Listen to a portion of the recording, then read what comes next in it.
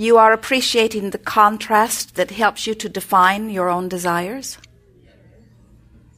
You are beginning to understand that the contrast that sometimes you think you could do well without is actually the focusing mechanism which helps you to offer a vibration that summons.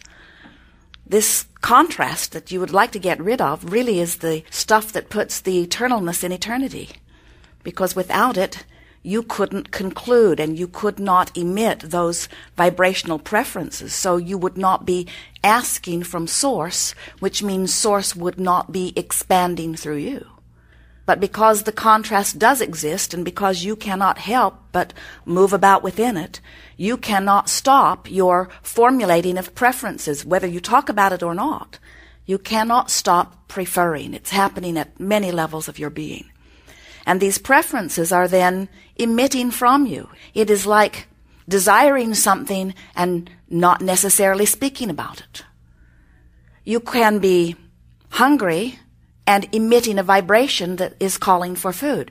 You can be overfed and offering a vibration that is asking for a ceasing of food. You can be lonely and offering a vibration that is asking for companionship. You can be overwhelmed with people in your life and you could be asking for some solitude. And whether you are talking about it or not, you and every consciousness, which includes the one-celled amoeba in the ocean, every consciousness is having its personal experience and is coming to personal, selfish, wonderful thing, conclusion, and Source is answering every one of those preferences.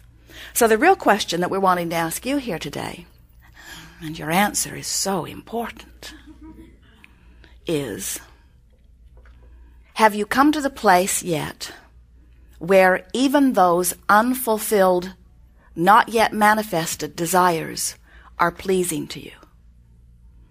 If you can say yes, then you may leave.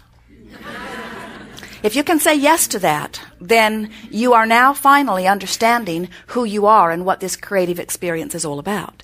If you can say, yes, of course I want more money. Yes, of course I want an improved relationship. Yes, of course I would like to live in a house that includes these other wonderful options. However, I am not unhappy where I stand. I am eagerly anticipating the universal circumstances and events which will provide the platform by which I can receive all of these wonderful things.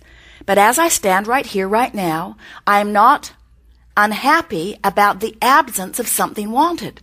You know, in a vibrational universe, there is no such thing as exclusion. Everything is yes.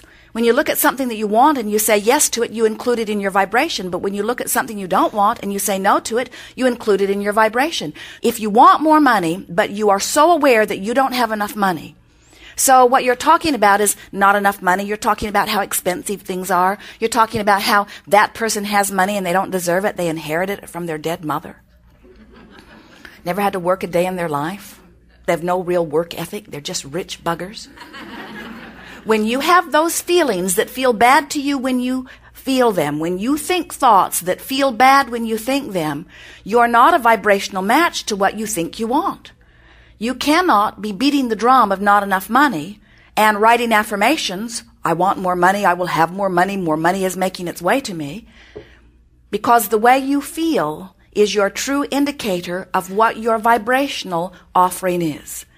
And there are so many of you who are offering contradictory vibrations. And do you know, that's the only thing that ever hinders you. It's the only thing that keeps you from the things that you are really wanting.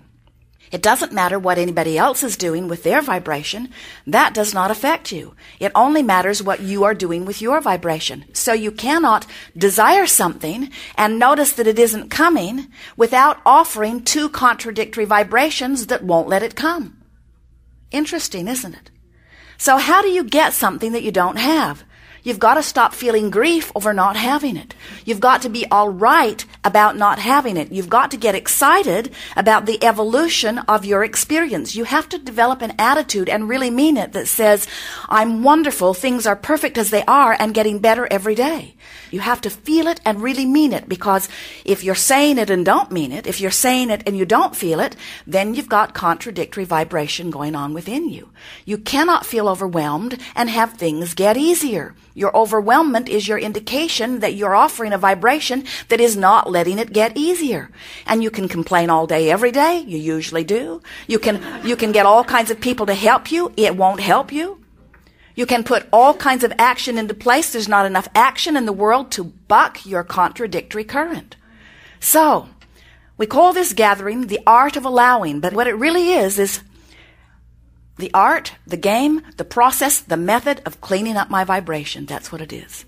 It's cleaning up my vibration so that when I say I want something, I'm a vibrational match to what I say I want, not to its opposite.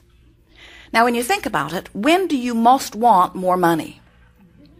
When something has happened that makes you aware that you don't have enough. So, right off the bat, you're fighting an uphill battle, aren't you? When do you most want to be well?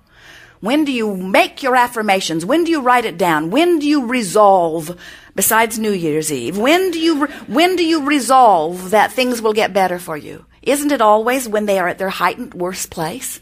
So, we want to help you let yourself off the hook by acknowledging that, of course, there's going to be contradictory energy when you are standing in the middle of something you don't want. And isn't it a wonderful thing that standing in the middle of something that you don't want makes you clarify what you do want? This is a wonderful first step.